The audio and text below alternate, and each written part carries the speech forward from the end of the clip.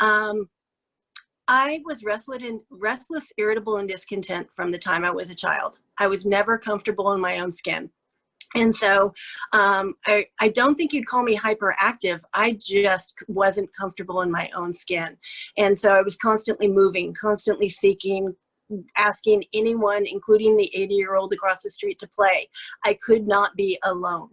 So, you know, and I grew up in a family, I am the only alcoholic in my immediate, well, actually that's changed this last year. That's, it's been a while. Normally I say I'm the only alcoholic. My brother is now questioning whether he's an alcoholic. So that's his decision to make, not mine.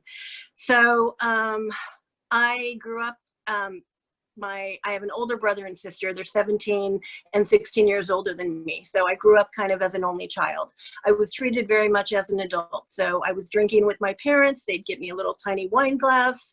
I'd get a stick of salami and a bottle of Mateus Rosé when I was 8. You know, nobody thought anything about it. And so I started to drink with my family, and I liked the way it made me feel. And so I progressed. I was the kid in junior high who was packing a wine bottle in her overnight sleeping bag and case because I was going to take it and corrupt everybody at that sleepover. And if you weren't willing to drink like I drank, you weren't going to be my friend. I ended up transferring out of my high school because I stopped going, and my mom really wanted me to graduate high school. And she also got critically ill in my 9th grade. She got really, really sick, and they thought she wasn't going to make it. And so I've had a love-hate relationship with my mom being a teenage girl. We didn't, and you know, being restless, irritable, and discontent, I was always willing to do whatever it took to get what I needed and to get that sense of relief and comfort, whether it came from people, places, and things, or whatever. I had that God-sized hole that the book talks about, and I used people and places and things to fill it. So, you know, I used alcohol in high school, and it started to give me a little relief. I ended up transferring to a small, actually there were 11 in my junior year, 3 in my senior year, private high school that got me actually out of high school and into college. And my graduating night, I lost my vehicle. I was, me and the 2 other seniors were out at dinner, and I wake up at home in the same outfit I went out the night before, and they're asking where the vehicle is. And I'm doing, you know, the math as good as I can, having been a blackout drinker most of my life. I'm like, well, I guess it's where we had dinner. Let's go find out. So that's how most of I learned pretty on to start asking questions, like vague questions. I didn't want to get too specific. So did I have a good time last night? So, you know, yeah, I could usually tell by my friends on how pissed they were at me, at how outrageous I got. And because once I got drunk, any ethics or morals I had went out the window. And if you were with somebody cute and I thought he was cute, you know, I really didn't think about your friendship at all. I was I was horrible. I'm going to flat out say it. So, you know, I got to college, and I was 17 years old because I skipped kindergarten. And I was dating older people. I had a boyfriend who was turning 21, and he, for some reason, gave me his amazing lowered and flared Pinto. So that tells you I'm about my age break. So we had this really cool lowered car, and he loaned it to me for his 21st birthday because he was going drinking with his friends and they wouldn't let me into the bars. So I ended up in solitary confinement at juvenile hall. That's where that night led me. And again, I get that question, so where's the vehicle? And I'm like, I'm guessing it's wherever. And apparently when you're in juvenile hall, you cannot have your boyfriend get you out of juvenile hall. Your parents have to come. So that was a little humiliating.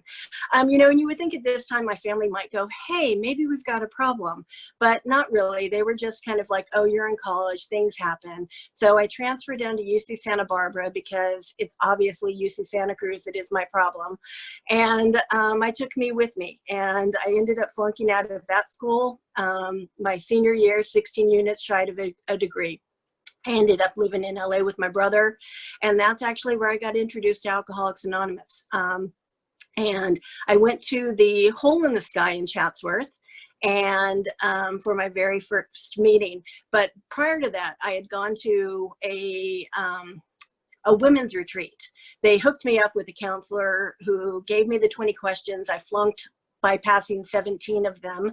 And I was probably 20, 21 at the time when this happened.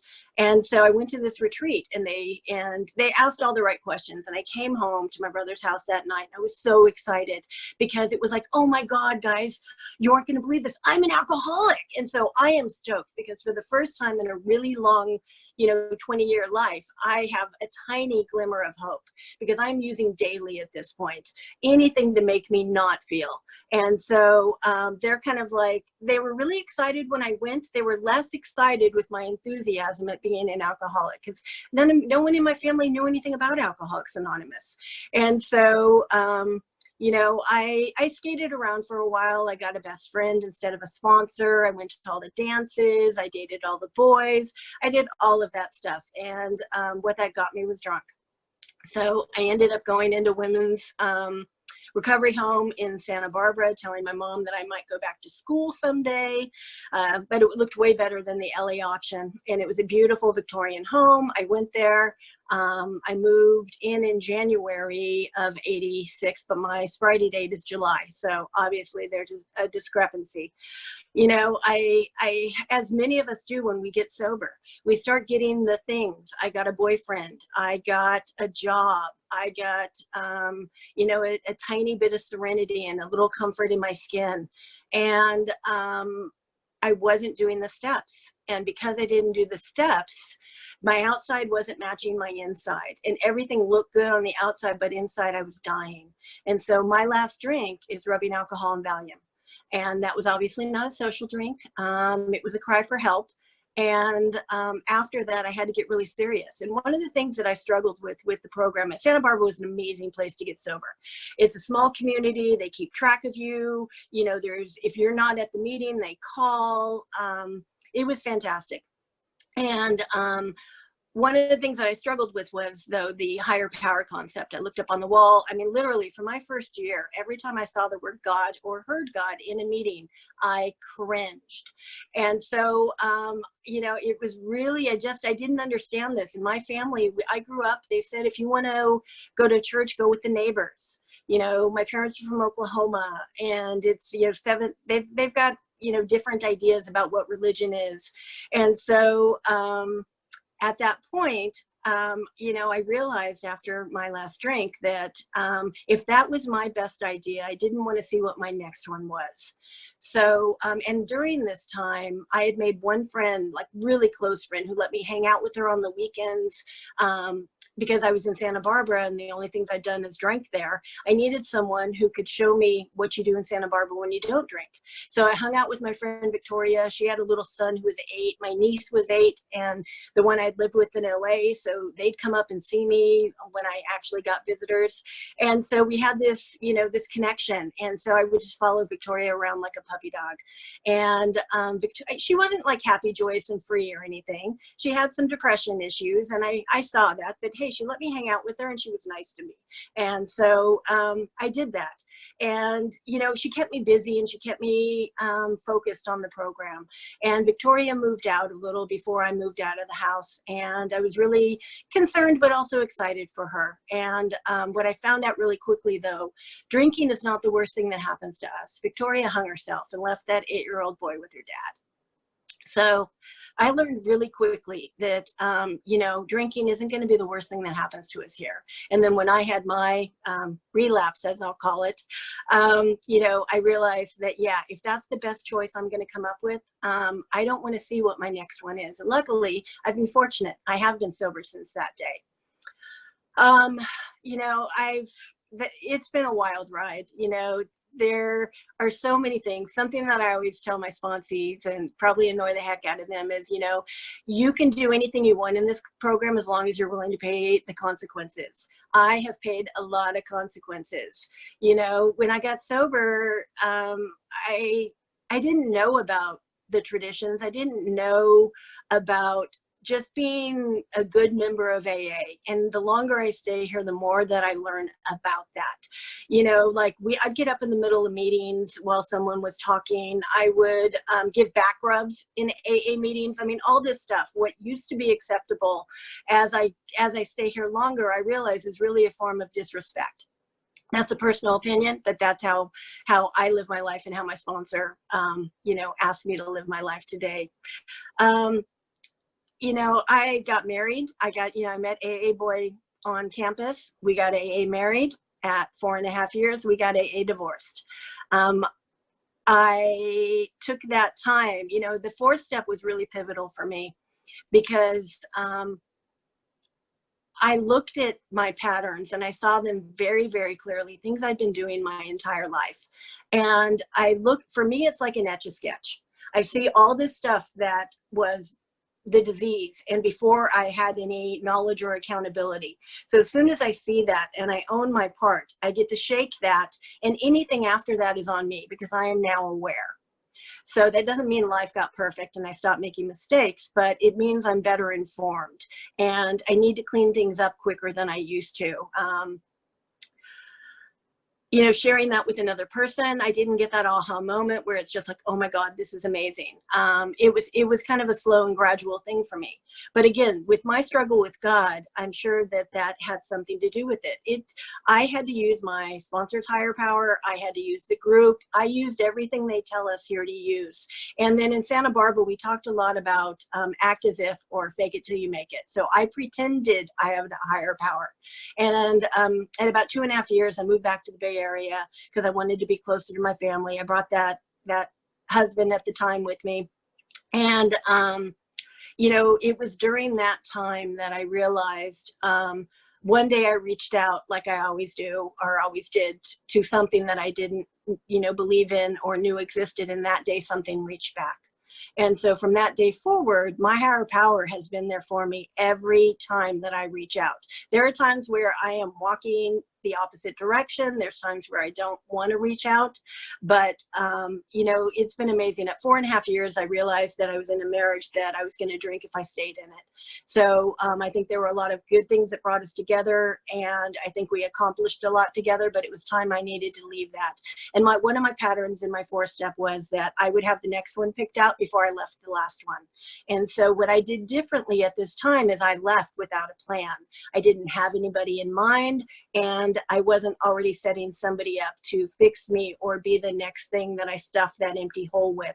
I actually used my higher power for the first time, and I felt like I was being carried during that time. It was an amazing journey. It was happy, joyous, and free that I had never known. And I do believe that I was in that relationship for a reason prior, and I think that we did a lot of positive things for each other, but I think that is what set me up to be ready at 5 years of sobriety, to be on my own and figure out who I was before I found the next partner.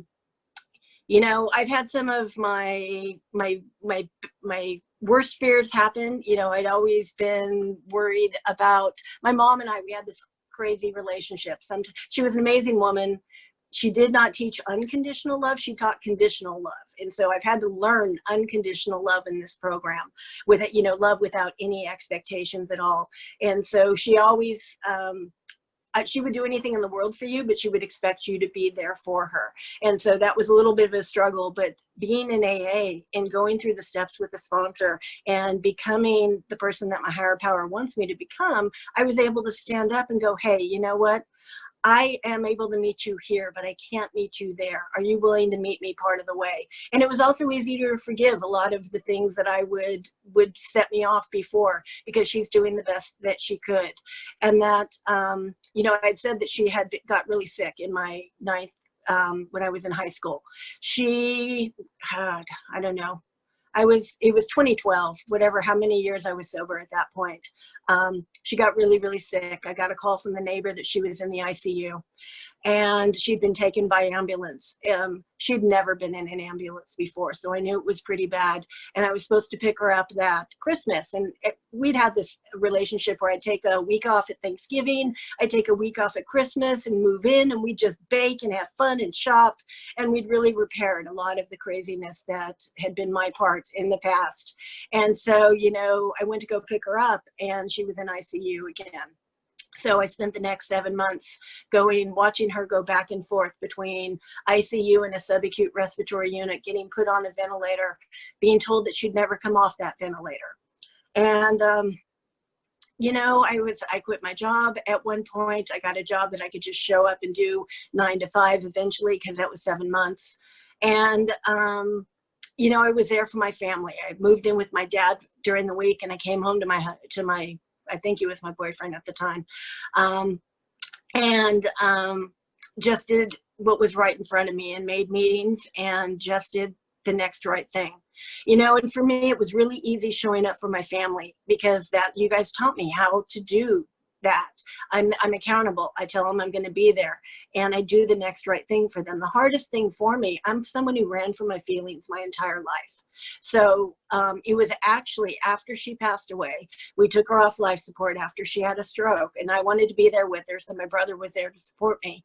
After we took her off life support, it was, what do I do with the feelings? Because I'd run from these my entire life. So that was an interesting year, I will say. But I find a lot of humor in life. So one of the things that I did, we used to go to outlets and we would shop till we dropped. And so, you know, I could gauge my ability, my healing, by how close could I get to a Ross? Could I get in the parking lot? Could I get near the front door? And I remember it was about 1 year, and I made it in and made my first purchase. And I'm like, oh my God, I'm truly healing now. And so every time I go in a Ross, I think of my mom fondly. You know, my dad had a similar, he ended up, after she passed away, he ended up with dementia. He lived with my dad for a while. And then I ended up being there present for him when he passed away, because my niece wanted to be there for him and I wanted to support her. So, you know, these are really tough things that I would have thought that if I ever was going to drink, it'd be over something like that. But I can tell you, I'd never even thought of a drink during these moments. Now, the feelings after can suck. But, you know, working with a sponsor, working with sponsees, I mean, I can't tell you the number of times sponsees got me out of my head when my mom was in the ICU. They'd call at 2 in the morning, breaking up with their girlfriend or boyfriend, and they'd go, oh, you know, she's really horrible to me, and blah, blah, blah, blah, blah. And you know, they never ask about me. I never say anything, and that's the best thing that could have happened. It was awesome because it got me out of my head. You know, some of the positives, you know, when my parents, after they passed away, I wanted to do something to honor them, because while I think I was a good kid, I was a spoiled, rotten kid, and there were things that I think I could have done better. And one of the things that they both wanted me to do was to go back and finish school. They always talked to me about it. So I decided, you know what, I'm going to finish that degree that I told my mom many years ago I was going to do. So at 49 years of age, I enrolled in a college that would take all my units, and it took me a year, but I got that BS degree in business. And you know, it makes me smile every time I think of it, not just for what it's achieved for me, but you know, at the payback for them and all of the hard work that they wanted me to go through. You know, the journey in this program, there are so many things. I ended up finding a true partner eventually in these rooms. And after 17 years together, we eventually got married, and we've been together 28 years now, which is terrifying. And, you know, that in itself, to be married to somebody in the program, to be quarantined with somebody in the program, I think we've had 2 quarrels since the shelter in place happened. And if you knew him and his volatile personality, it would be like, what, are you kidding me? Only 2? But, you know, I think one of the beautiful things, if you're in a relationship with anybody, whether it be a friendship or you know, love relationship, one of the beautiful things I think is, and what I try to look for in my friends is, how do I enhance their life and how do they enhance mine? And, you know, when I got here, women didn't like me. I kind of gave you some ideas on why they didn't like me. You know, and so I found this group of friends when I was probably about 10 years sober, this group of women who we all just kind of created a dinner group, and we have been close ever since. And most of us, I think everybody's probably got at least 10 years in the group at this point.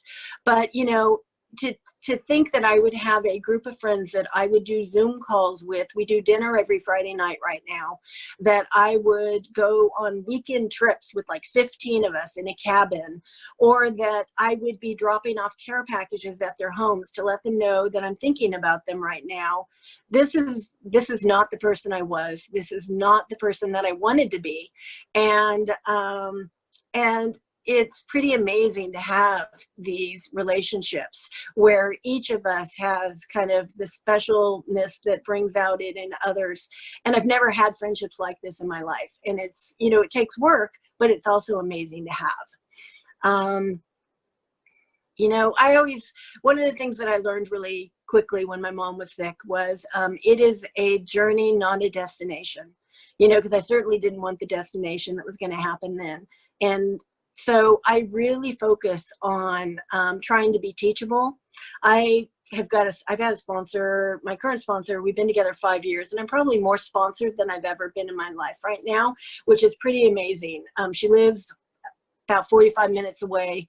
When we're actually physically able to, I go there once a month for a sponsee meeting with all of our sponsees.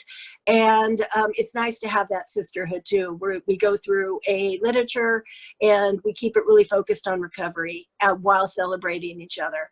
So, you know, when I got here, this is not the life I wanted. I didn't want a husband with 4 cats. You know, the ability to give back in my professional life. I work in a nonprofit, and it is amazing. If you told me this was a life I would have, I'm like, oh my God, I'd rather be dead. But you know, it's funny how the program just heals us. And, you know, I have to thank Juliet. Last week, she posted one of the tools that she's been using lately is the spiritual AF cards. I'm telling you, I pulled 5 of these today, and I absolutely love these. They are what's getting me through those moments when I had 8 Zoom meetings today already before I chatted with you guys. And, you know, I try to stay in gratitude. My life is actually, all of my needs are met. And if I can wake up, one of the things that I realized about 10 years ago, I always try to make the program too complicated. What I need to do is really, I think it's on page 77 in the book, our purpose is to be of maximum service to God and others. And when I remember that, and when I wake up with that attitude, and I take each next right step based on that, I have an amazing day. And most of those around me have a pretty good day too. When I wake up, you know, stressing over what am I missing? What's, you know, what do I fear I'm going to lose? What am I afraid I'm not going to get? Those days pretty much suck. And I either have the opportunity to restart them or just be pissy all day, which doesn't really happen because that's not my personality. I really am a solution-based person. That's where I live most days. Doesn't mean it's all the time, but that's where I focus. So I am really grateful to have the opportunity to chat with you today. I can't wait to hear